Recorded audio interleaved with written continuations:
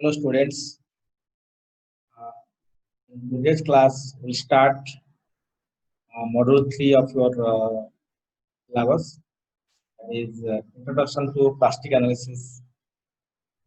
In the plastic analysis structures, we discuss how the plastic analysis is being done for the continuous beams and frames. In the first class, we'll do introduction to plastic analysis and calculate shape factor for different shapes like rectangulars, square, triangular, E sections, I sections. For different sections, we'll try to find out shape factors. So till time we have discussed on elastic analysis.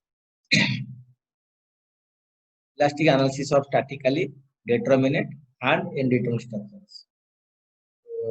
In the analysis 2, basically we deal with the indeterminate structures. Now, what is elastic analysis and plastic analysis? Before going to this, let us say in the elastic analysis, the loads causes stresses lie within elastic limit. So, in the elastic, if you draw the elastic stress strain curve, then stress proportional to strain, and it varies linearly till the yield point. So we take this yield point stress for analysis of the analysis of these structures, and the yield stress is divided by appropriate factor of safety to calculate the working stress. So that is the methodology being considered, or that is the concept being considered in the elastic analysis of the structure. And what happens to plastic analysis? In plastic analysis, the loads required to cause the structure to collapse are calculated. Very important. That means we go up to collapse, allow the structure to collapse. Now, that means between the yield stress and the ultimate stress, now in case of this elastic analysis, you go up to yield stress. If you draw the typical stress strain curve, if you have remember that this stress goes straight, then it has some value, then it will come down, then it will go like this. It is for steel load, so for you can calculate anything. So this is your ultimate value, and here we have the elastic value, limit of proportionality, elastic limit. So this is the stress versus strain curve. In this plastic, we take advantage of this ultimate stress. Ultimate stress being considered for the analysis of the structure with appropriate factor. Now, so we go up to collapse. In case of plastic analysis, loads are required to cause the structure to collapse. So this method calculates the loading required to cause complete collapse and ensures that this load is greater than the applied loading. So the collapse load is more than the applied loading. The ratio of the collapse load to maximum applied load is called load factor. So you can define this load factor is equal to what load factor? So load factor can be calculated. That is equal to load factor is as that your collapse load. So what is the collapse load? So find the load at the cause the collapse. Collapse load by the applied load. That is nothing your working load. Collapse load by working load, or you can say applied load. So this is called the load factor. So generally, plastic or ultimate load design results more economical structure. Why economical structures will come? Because in case of elastic analysis, we have taken up to yield stress or elastic stress Fy with a partial factor safety. Now between Fy and Fu ultimate stress, the stress is more. Fu is higher, you have seen. So because we are taking higher stress, so The section required will be less. So definitely it will be an economical section. And this the moment capacity of this due to this plastic is more than the moment capacity to the elastic analysis. So definitely you will find the same moment elastic and plastic will find better and economical structures in case of ultimate load design or plastic. Ultimate load means we are taking the value sigma u, so getting the ultimate value. Now let us go the comparison between elastic and plastic analysis. What is this difference between elastic analysis and plastic analysis? So the first is material is in the elastic state, and here material is in the plastic state. Here the performance of structures under service load or working load, what you say, and here the performance is under ultimate load or collapse load. So the behavior or the performance of the structure is different also in elastic analysis. Deformation increases with increasing load. Deformation increases with increasing load. Deformation increases without an increase in load. The plastic analysis. Once somewhere you get the plastic movement, and without increasing load also the deformation or curvature goes increase. So these are the basic difference between elastic analysis and plastic analysis. Now, theorem of plastic analysis. You should have some knowledge on this plastic analysis, basic knowledge before going for this calculating the shape factors and discussing the calculate of plastic movements and collapse loads. Plastic analysis is governed by three fundamental theorems which are valid for elastoplastic structures in which the displacement are small such that the geometry of the displaced structure does not affect applied loading system. Though there are deformation, plastic deformations, but the deformations or displacements are very small, so that the geometry remain intact. The displaced geometry is not affected by the loading system. Now there are some theorems available. That is uniqueness theorem. What is the uniqueness theorem? The uniqueness theorem must satisfy simultaneously its collapse state. The following conditions, the three conditions to be satisfied for a uniqueness theorem. Simultaneously, there must be equilibrium condition, there must be yield condition, must be mechanism condition. So these three conditions shall satisfy in the collapse state. So equilibrium condition states that the bending moments must be in equilibrium with the applied loads. Moment, bending moment, the plastic moments will equal to the moment due to the applied loads. Yield condition states that bending moment at any point in the structure must not exceed the plastic moment at that point. Yielding moments will not exceed the plastic moment. The third condition is the mechanism. It states that sufficient plastic hinges must have formed so that all or a part of the structure is a mechanism. So mechanism means the plastic hinges will form. Where the plastic hinges will form, where the moment is the maximum, the only plastic moment will form. We see the lateral stage how the plastic hinge forms, and accordingly we will find the condition. Now this is the uniqueness theorem. There are three theorems: lower bound theorem, upper bound theorem, and this uniqueness theorem. Uniqueness theorem must satisfy all the three conditions simultaneously in the collapse state. So what is the condition? Equilibrium condition, yield condition, and mechanism condition. Now in the lower bound theorem, it is called this safe theorem. So you can find if a distribution of moments can be found to satisfy the above equilibrium and yield condition. So we have seen the three conditions: equilibrium condition, yield condition, and mechanism condition. In a lower bound case, it satisfies equilibrium and yield condition. That is called either safe or just on the point of collapse.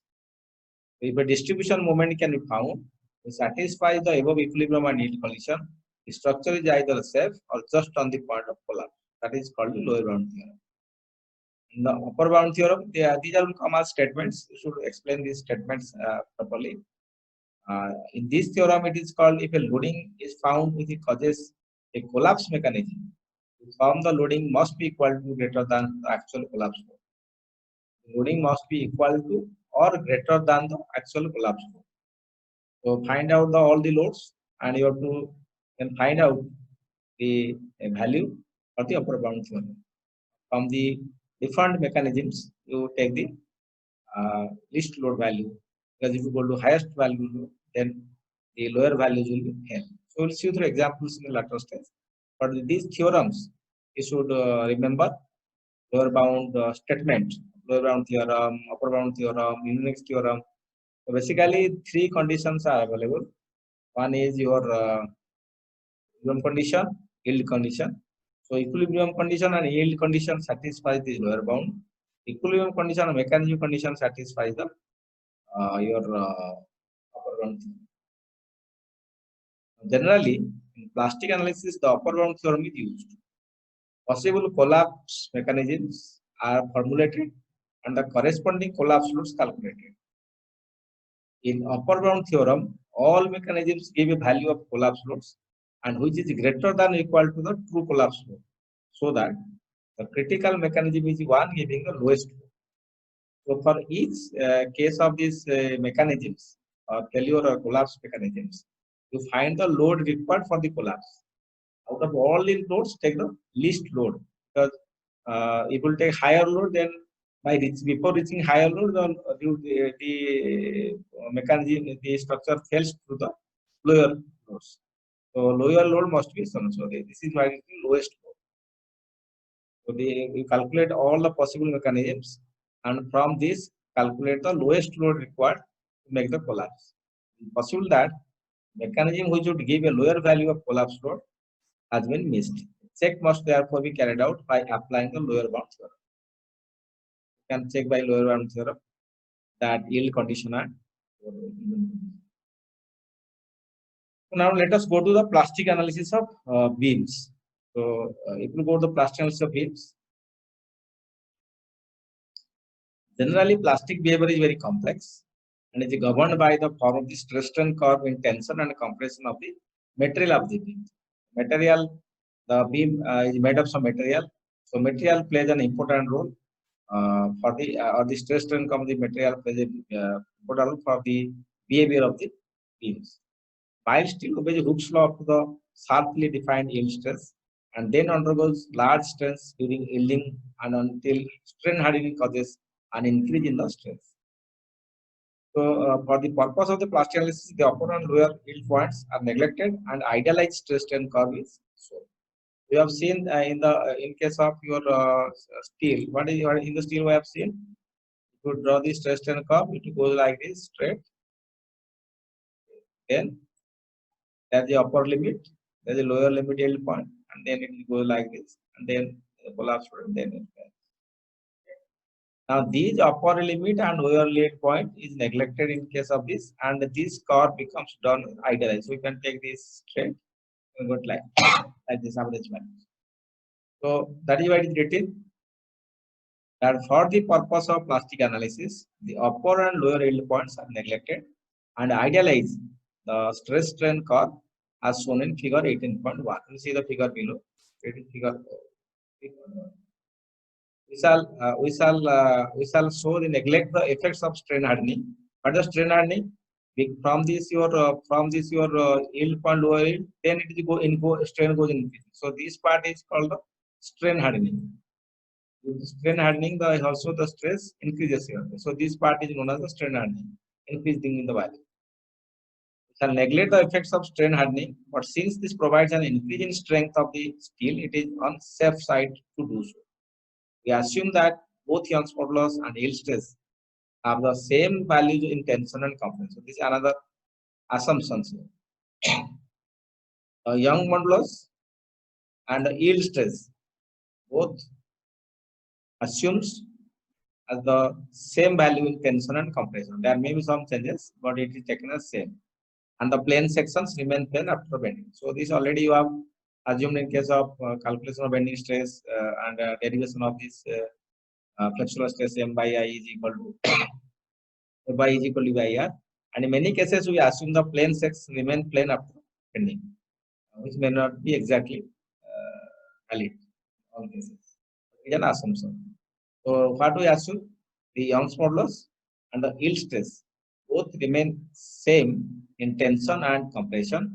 Number two, the plane section before bending remain planes after bending. So these are the assumptions. With this we can calculate. Now see the idealized stress strain curve. So it is taken like this and then this straight. So this is being idealized. Your strain hardening is neglected, upper yield, lower yield point is neglected, and it is just given sigma y up to a certain value. This value remains on increasing, then remain constant. So epsilon y. Hence both in tension and compression in a similar manner. And this curve is only for mild steel. Okay? For other sheet it may differ. Now we'll see how to calculate the plastic bending of beams having a single symmetrical cross section. For the symmetrical cross sections, we'll find the plastic bending of the beams. Now go to figure 3.2. Now see this figure. In this figure, there is a moment applied on both sides, and you take a section. So it's the center of gravity, or you can tell this the neutral axis, elastic neutral axis, and this is your stress strain curve. Stress is proportional to strain, and also the stress is proportional to distance. So that we can show here. So it is a subjected to that the clockwise movements, and here it will be the anti-clockwise movement. So it is subjected to the moment on both sides, and you can take any section at mm, and this is the center of gravity, which is the neutral axis. So the stress above the neutral axis is compression, below this is tension. That is the direct stress due to bending in a single symmetrical section. Now consider the length of the beam subjected to a positive bending moment N and possessing the single symmetrical cross section as shown in figure 3.2b. 3.2b is like as stress due to bending a single symmetrical beam. Now if M is sufficiently small, the length of the beam will bend elastically. Producing at any section mm, the linear direct stress distribution is shown in figure 3.3, where sigma at a distance y from the axis is given. In this situation, the elastic neutral axis of the beam section passes to the center of the section. So you have already derived the relationship in strength of material that M is equal to M by I is equal to sigma by Y is equal to E by R. We have taken this relationship. So My is equal to sigma y I by y1. So y1 is the distance from this CG to the topmost fiber. One stress at bottom, this y1 becomes this value. Okay. So y value depends on the from the distance from CG to the topmost fiber or bottommost fiber, where we are finding the stress. So sigma y can be obtained if you know the moment, or if sigma y is known, you can find the moment of resistance. So it depends. Suppose now that M has increased, the stage will reach where the maximum direct stress in the section at the point of furthest from the neutral axis equal to the yield stress. So you are applying some load, and due to applying load there are some moments, and due to these moments there will be value of sigma y. Okay. It will go on increasing the loads.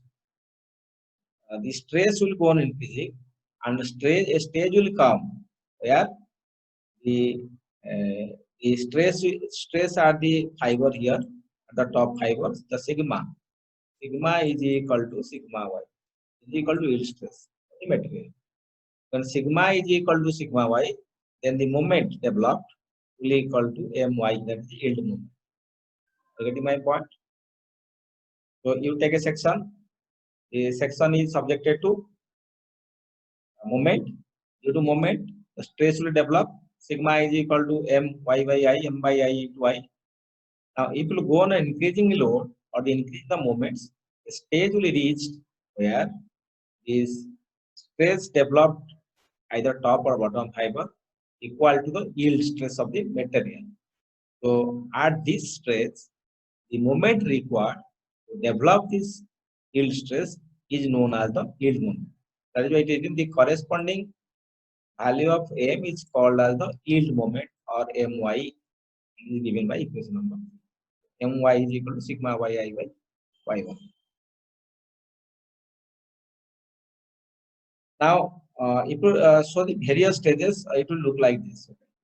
Let us increase this to some extent so that we can understand. Now, what is being done? Here you see this. You have taken a section. In this section, this is the center of gravity. So this is elastic neutral axis. Now, this is y1. This is further distance. Here, bottom is y2. Now, here, where at some load you find this is sigma y. Now, when you further increase the load, then it starts plasticity. All the initially all this value was sigma y, this was sigma y, and all other values are less than sigma y. Now, further increase the load, some sections, some part of the section will be subjected to again sigma y. And if you go on increasing loads, so this everywhere will find sigma y will come. So when the sigma y will come everywhere, the section becomes plastified, and the neutral axis at this point is equal to plastic neutral axis. Okay. By going on and increasing this, increasing the moment or the load, then the section starts achieve the value of sigma y at everywhere in the section. So at this stage, the neutral axis is called the plastic neutral axis. Plastic neutral axis is not same as the elastic neutral axis. So plastic neutral axis means they divide the whole area into two parts equally. Area in tension is equal to area in compression. So what it says, what we talk that is being done. If the bending moment is further increased, the strain at the extremity y1 of the section increases and exceeds the yield strength epsilon y. However, due to plastic yielding of the stress remain constant and equal to sigma y as shown in the idealized stress strain curve. And some further value of M, stress at the lower extremity of the section also reaches the yield stress. As you go on increasing the value of moments, you find the fibers from the top and bottom goes the attending the yield value. So subsequent to an increase in the bending moment cause the regions of plasticity at the extremities of the beam section to extend inwards. So that we have told, that means first this will be plastic, then this will be plastic. Like that, the plastic section will go on increasing. So this is plastic, then this is plastic. So sections will go on increasing the plastic value. So we find finally all the fibers becomes for the yield stress. So subsequent increase in bending moment causes the regions of plasticity at the extremities of the beam section to extend inwards, producing a situation similar to shown figure 3.3D. So 3.3D means, you see, some parts are plastified, some parts are still less than sigma 1 in the section D also. So at this stage, the central portion of the core of the beam section remains elastic. So when the further point, the distance, these sections are being these are being plastic, but this section here, we'll draw a line here. So this part is still elastic, and here also this part is elastic. Now if you'll further increase the moment or load, you'll find all the fibers like section E. Finally, the further increase in the bending moment, the elastic core is reduced to a negligible size, and the beam section is more or less completely plastic. In all practical purpose, the beam has reached its ultimate moment resisting capacity. The ultimate moment resistance will come.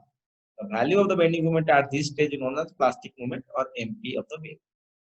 When all the fibers all the fibers attain the yield stress at every sections of this entire portion, then it is called the moment resistance at that stage is called as a plastic moment. Stress distribution corresponding is some 3.3. This is your stress distribution. So this is the stress distribution for the plastic. Stress distribution for plastic. So all the sections have achieved the yield stress. Completely plastic section. Now the moment at this stage is called the plastic moment of the section. The problem now therefore to determine the plastic moment capacity. However, you must investigate the position of the neutral axis of the beam section where the latter needs a fully plastic stress. And the conditions used in establishing that elastic neutral axis coincides with the centroid of the beam section where the stress is directly proportional to strain. So that is in elastic analysis. Sigma m by I is equal to sigma by y. So sigma is proportional to distances. So it is clear that no longer this case of stress distribution is same as this. So stress distribution changes. So what we find in the plastic neutral axis is subject to uniform compressive stress, sigma y, while the below it is uniform tension. So the bottom part is in tension. The top part is compression. So compression is equal to tension. So what is the relationship here? The total force will find that is the compression is equal to total force in tension. So you can get a tension value. So this is total tension. Compression is equal to tension. That is the criteria.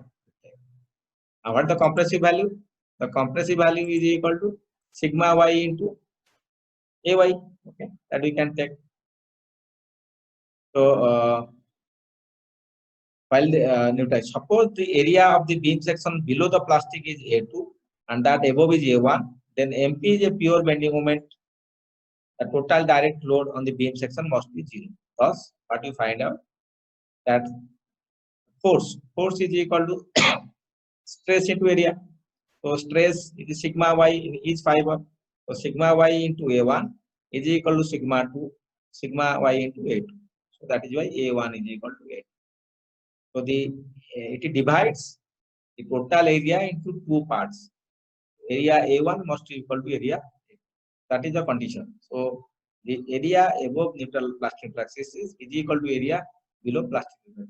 So where that means this area is equal to A by 2. This area is also equal to A by 2. Where this neutral axis divides the total area into two equal parts, then that is called area in compression, area is equal to tension. So that is called the plastic neutral axis. So this is the position of plastic neutral axis. So plastic neutral axis area divides equal parts, but elastic analysis the stress is proportional to the distances, and that is coincide with the CG of the section in case of the elastic neutral axis. So as I'm telling, A1 is equal to A2 is equal to A by 2.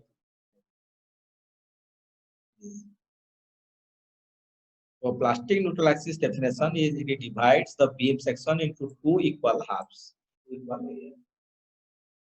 Now the plastic moment can be obtained.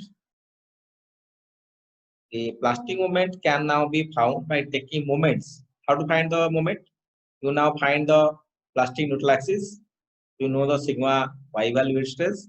Multiply the area in compression, that is the force into the lever arm. That will give the neutral axis. That will give the moment of resistance. So you can see it is given thus in from figure 3.4. So now 3.4.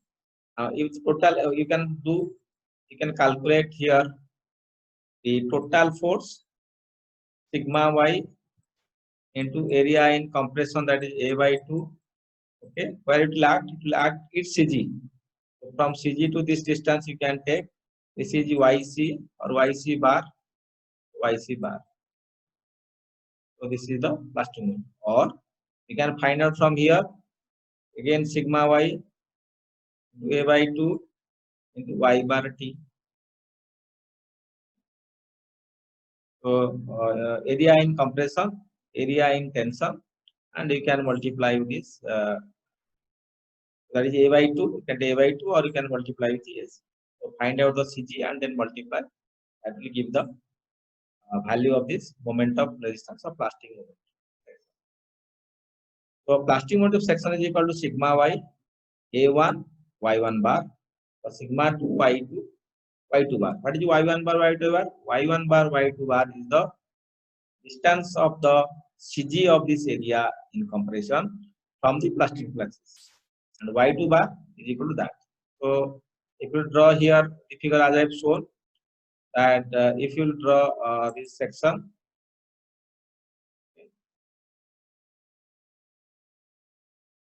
if you draw the section like this, here is your force, this force into Y1. Well, here the force tension, so this is Y2. Calculate the value of Y1 bar, Y2 bar, nothing. Of the area in compression from the plastic neutral. So this axis is nothing. This is your PNA. PNA means plastic neutral axis. It divides the total area into two parts. So if you know this value, plastic moment, that is equal to sigma y into ZP. So ZP has a name that is called plastic section modulus. Like your elastic section modulus, you can find the plastic section modulus. That is A by 2 Y1 bar plus Y2 bar.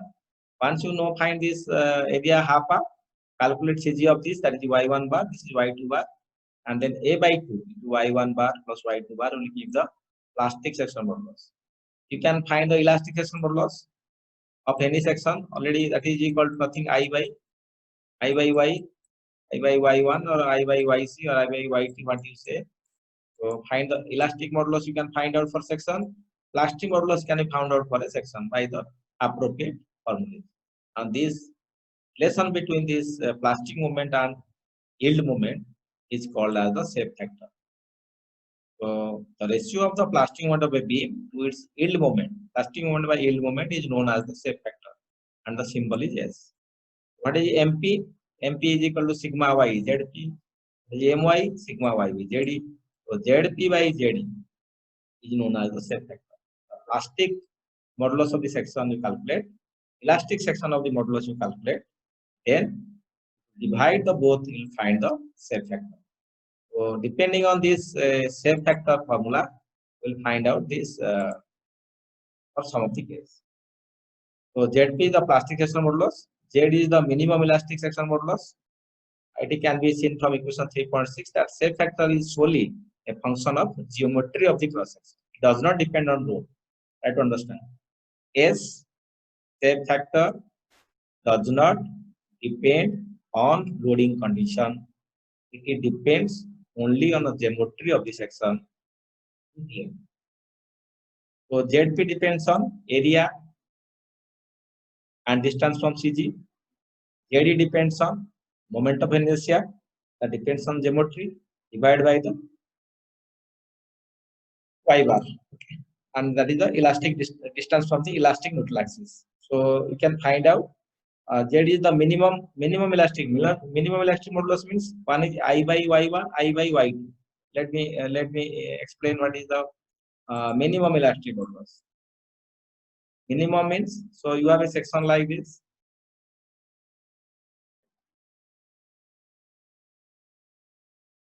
Now this is Y1, this is Y1, this is Y2. Now sigma M by I into Y1, or you find I by Y1. So minimum will be I by Y1 or I by Y2. Depends the distance of the fiber from the CG. You take the larger distance, not the shorter distance. That will be the minimum. So I by Y1 is less or I by Y2 is less. So the distance which is extreme fiber, distance where the extreme fiber is there, the extreme fiber distance is more from the CG or the elastic neutral axis. You can say CG or you can say elastic neutral axis. Elastic neutral axis. Plastic elastic. From the CG, find the most distant fiber and take that value as this of Y1. That will give you the minimum elastic modulus. So ZP by ZD is known as the shape factor. So before going to problem, what we discussed, let me summarize. We discussed the two things, elastic analysis and plastic analysis. And in the plastic analysis, there are three theorems, that is lower bound, upper bound, and uniqueness theorem. Uniqueness theorem satisfies all the three conditions, that is your equilibrium condition, yield condition, and mechanism condition. Equilibrium condition and yield condition satisfies, that is called the lower bound theorem. And if the mechanism and equilibrium condition satisfies, that is called the upper bound theorem. So in the upper bound theorem, generally we adopt for the analysis, and where we find the least the load, collapse load for each case, and the least load among all these collapse mechanism being considered as the collapse load. Now then we see that how the plasticity develops in the sections. So by increasing the loads, the stress, the yield stress reaches at the topmost fiber. Then by further increase of the load, each fiber inside will attain the value of sigma y. One stage will come where all the fibers have attained the value of the yield stress. That is the plasticity is achieved. So at that point, the resistance, moment resistance is called the plastic moment, and the near axis which passes, which divides the entire section two parts, that is called the plastic neutral axis. Now, once you know the plastic neutral axis, then you can find the MP. MP is equal to the plastic moment resistance. That is equal to, you can calculate the yield stress multiplied by the area, taking the moment of the area as about the neutral axis. So from where you can find the ZP value, A by 2 into YC bar plus YT bar. That is give the ZP value. Similarly, you can find the ZE value for any section. So ZP by ZE is called as the shape factor. Shape factor has no unit, and it depends only on geometry. It is independent of the type of loading on the section. So with this, we will start the example problem. Let us start some example problem. So first we will find out the shape factor of different sections. Now calculate the yield moment, plastic moment, and shape factor of the rectangular sections. Okay. B and D is the depth. So let us take it. Now take this is a rectangular section. Its width is B, depth is D. The elastic neutral axis passes at the center, and the moment of inertia is I, that is at the CG, is equal to BDQ by 12. So the My, the yield moment, is equal to sigma y BDQ by 12. Y, extreme minimum elasticity, D by 2 is both ways D by 2, so BD square by 6. Now here, sigma y into BD square by 6. So this BD square by 6 is nothing. BD square by 6 is your BD square by 6 is your ZD value. So you can say this also ZD. ZD can find out by elastic section of BD square by 6. Now if you come to plastic, your ZP, find MP or you can find ZP, depends, because sigma y will cancel out. So MP is equal to sigma y into ZP. So ZP is equal to y1 bar, y2 bar. What is this y1 bar, y2 bar? So CG of this area will be at center. So this distance is d by 4, and also top is d by 4. So both compression and tension are d by 4. So d by 4 plus d by 4. So it becomes BD square by 4. Sigma y into BD square by 4. After divide it, they become 1.5. So the shape factor for a rectangular section is 1.5, whatever may be the width and depth of the section. It does not depend, it is a number. There is no unit. So S for a rectangular section is 1.5. So that you have to know. So the plastic collapse of rectangular section beam occurs at a bending moment that is 50% greater than the moment in what the physical meaning of 1.5? MP by My is 1.5. That means MP is equal to 1.5 times MP is equal to 1.5 times My. What the physical meaning of this? The meaning is that the plastic moment or plastic collapse moment of a rectangular section is in 1.5 times the yield moment of this section, or plastic moment capacity is 50% greater than the yielding moment or moment at initial yielding of the beams. So that the relationship between the plastic moment and the yielding moment. Shape factor tell. Let us go for the next section, circular section now. Now what will happen in a circular section? If we are going to a circular section, what will happen? In the circular section, we'll find out that the area of this is a solid circular section, not hollow circular section. So in case of solid circular section, the diameter of the section is small d, capital D what you take. Now the elastic neutral axis and the plastic neutral axis here remains same due to symmetry, and the CG. So CG of this will be at a distance 4r by 3 pi. So you can take 2d by 3 pi at top and bottom. So let us calculate the values. So this is a if we divide two parts, so it becomes a semicircular, right? It also becomes a semicircular. So it has two parts. You will say, so this is one part. This is one part, okay, and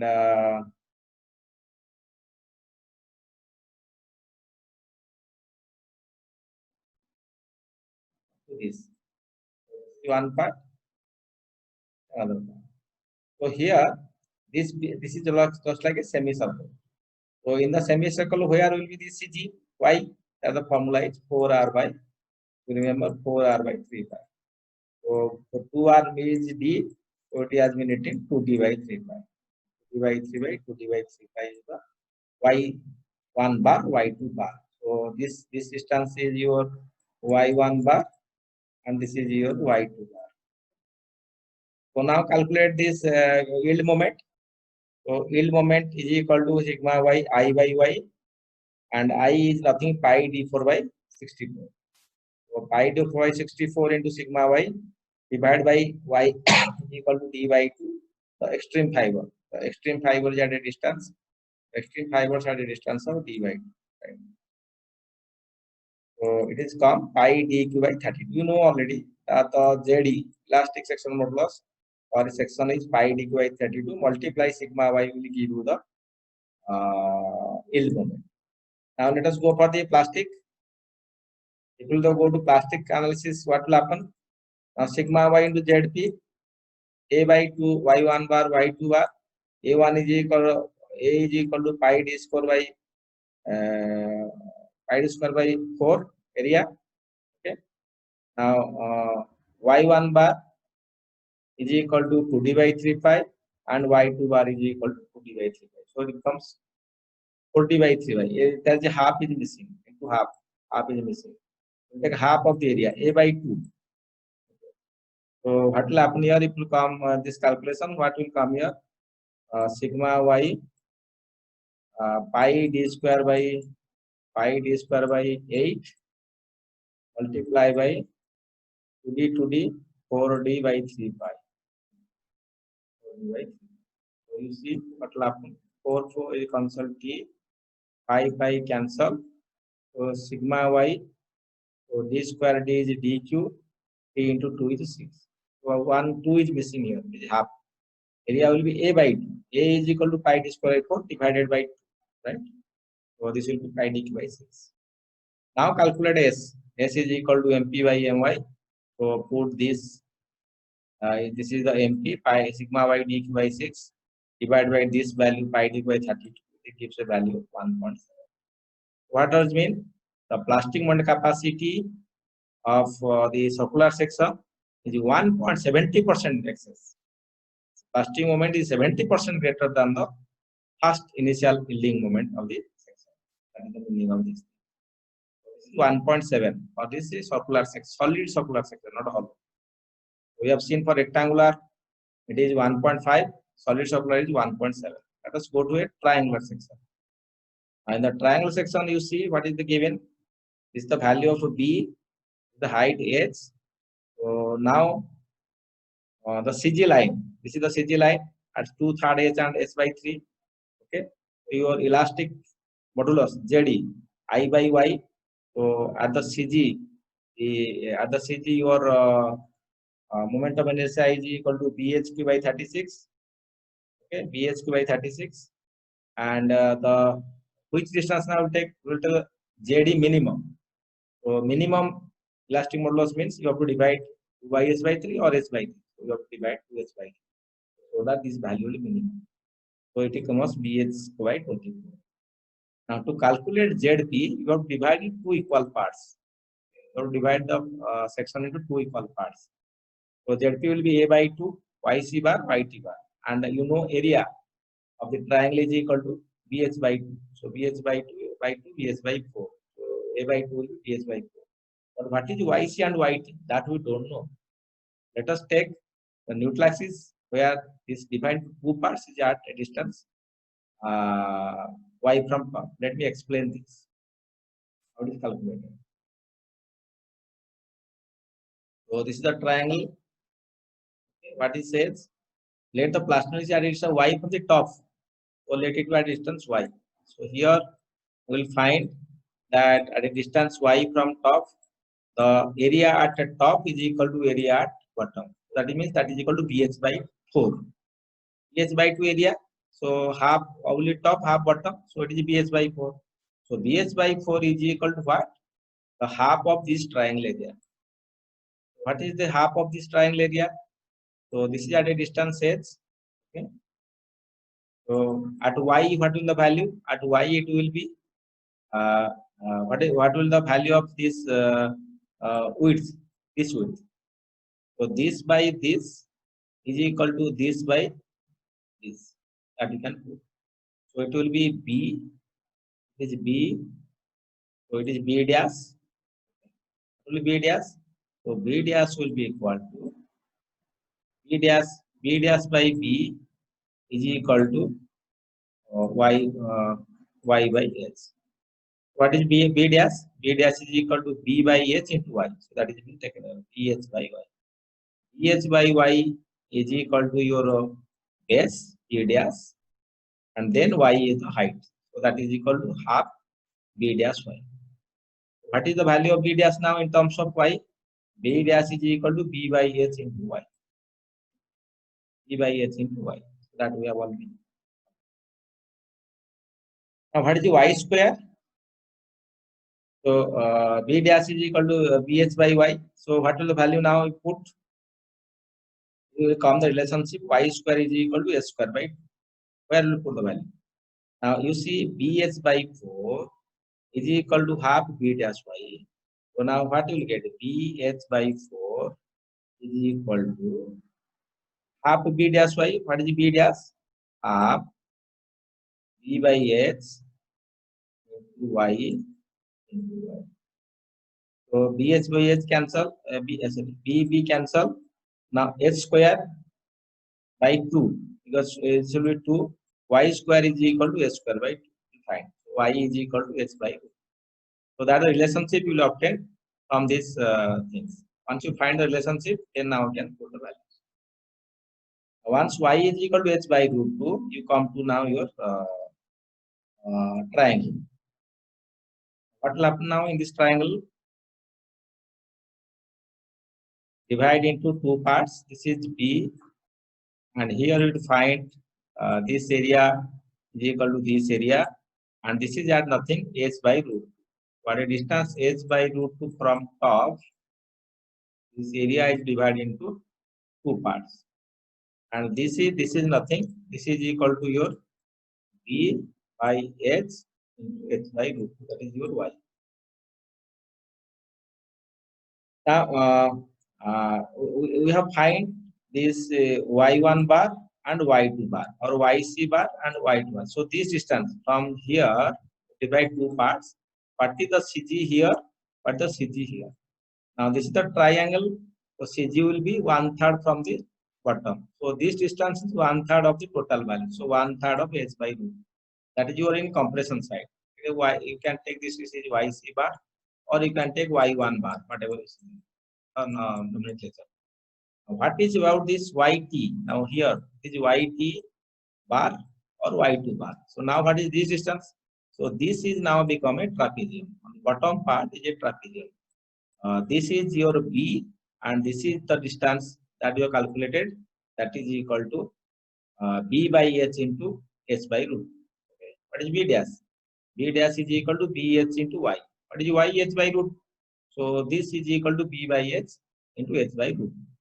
Now for a trapezium, if you calculate from the top, it is h, this distance h by 3. So h minus y, total h minus this y. This is h minus y. So this height is h minus y.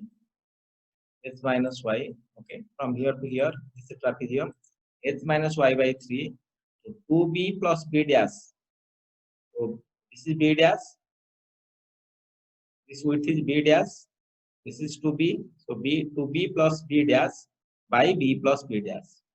So that will give the value of yt. Now put the value of b dash, that is equal to b by h into h by root 2, and y is equal to h by root 2. So we'll find this yt is coming 0.1549h. Now clear? So let me again explain. So this is a trapezium. This is a trapezium. So this is b dash width, which is equal to b by h into y, that is h by root 2. Okay. And this is your b, and this distance is h minus y. H minus y means y is equal to h by root minus y. For this, calculate the CG from here. CG from here. Okay. So this is calculated. CG is equal to this height by 3 into the upper part 2b plus b dash by b plus b dash. So that will be 0.1549h. Once you find this value, then find the ZP. So ZP is equal to BH by 4 A by 2 into YT plus YC. So this comes out to Z. Now the shape factor is equal to ZP by ZE. Comes out to be 2.3. So 2.34 is the shape factor for a triangular section, solid triangular section. 2.3. For rectangular 1.5, for circular 1.7, for triangle it is 2.34. See, the standard values may be asked as a multiple choice questions. Let us go to another problem for a solid diamond section, diamond rhombus section. Now you have to find out. Solid diamond section. Now this solid diamond section is means the it is A, okay, and this height is A by root. Now this is the elastic neutral axis. So you can find out the moment of inertia I about this CG. So it is a triangle BHP by 36. So you can find the values or at the center is BHP by 36, and this triangle at the base. The moment of inertia at the base now. So it becomes base. The moment of inertia at the base is equal to BHP by 3. So you can put B is root 2A, because A, so this is equal to root A. Already shown here, root 2A. HQ A by root 2 by 3. So this is the moment of inertia about the CG. Okay, A4 by 12. And this side plus this side, both will taken. That is why 2 is multiplied. BHP by 12 at the base, you can take the value and find these things. Now you'll find out this. Now we'll find out I by y. So I by y is both sides A by root 2. So it comes out to be AQ by 6 root. Now for plastic section, the area should be same. A square by 2. Area will be A square by 2. So where will be A square by 2? So if you find the area of this triangle, we'll find out is 1 by 3 A by root. So YC and YT will come. This is a triangle. So CG will be at 1/3 of the height. So 1/3 A by root. That is why 1/3 A. What is the ZP? a by 2 yc plus yt. So it becomes aq by 3 root. If we now divide this, it becomes 2. So for a solid diamond section, it is with side A, the shape factor comes out to be, and here it is divided to two parts. So this is the elastic axis, this is also the plastic axis. You can calculate the value of all these values, and this is about this your momentum is about base of a triangle. Yes. Now let us take another example of this I sections. The I section it has given, the size are given 12 mm, 12 mm thickness, 8 mm thickness. This height is 300, this is 150. So now what will say, the area in compression area is equal to tension, and elastic axis lies at the center, and also the plastic axis lies at the center, because these are the symmetrical sections. Equal on the top is equal to equivalent bottom. So how to calculate the values of this direct force? So how to find the plastic? So you can take the this area, multiply sigma y into this, and take its moment about this. That is, you can find the value of MP. So he has calculated the total direct force in the upper planes, sigma y b tf. He has taken b into tf, b into tf. So b is the width, tf is the thickness. So sigma y b tf multiply by d by 2 minus tf by 2. What is d by 2? So this total is d, or 2 is d by 2. The CG of this section, CG of this section will be at the center of this, that is tf by 2 from the top. So d by 2 minus tf by 2 is the distance of the CG to the neutral axis. So that is being done here. Similarly, you can find out for the next portion, compression, sigma y into tw. So sigma y tw is this thickness sigma y. Where is the CG from here? So the total distance you can calculate from here to here. So that becomes d by 2 minus tf, and moment will be d by 2 minus tf half. So this distance from here to here, the distance is d by 2 minus tf. Then CG at the center. So half of this value will come for the calculation. So that is where it has been calculated. So d by 2 minus tf. So that is become the compression force. And the lower half the section, if you calculate, contributes the same moment about gz as compression. So compression, the moment you are getting from the top is equal to moment from the bottom. So multiply by 2. So that becomes a plastic moment of resistance. If you divide it by y, you can find the value of z. MP is equal to sigma y into z. Divide the MP by sigma y. So all sigma y will cancel. Then put all the dimensions that are given in the figure. So that will give the value of z. And I, and I, what you can do, you can take a rectangle like this. So for calculation of moment of inertia, you can take this as a rectangle. Okay. From this rectangle, from the big rectangle, you subtract these two rectangles. Okay. These two rectangles can be subtracted. So to find out this moment of inertia, that is being done in this problem. So BDQ by 12 minus 2 times BDQ by 12. Okay. 150 to 300, 12 by 12 minus 150 minus 8. 8 is the your thickness. So minus 300 to 2 into 12. That is your this thickness. So you can calculate this value. That is this is 150. So subtract this. So that becomes the triangle rectangle of both sides. 150 minus 8. And from 300, if you subtract 12 and 12 both sides, that will be the rectangle that is available. So that is for the ZD.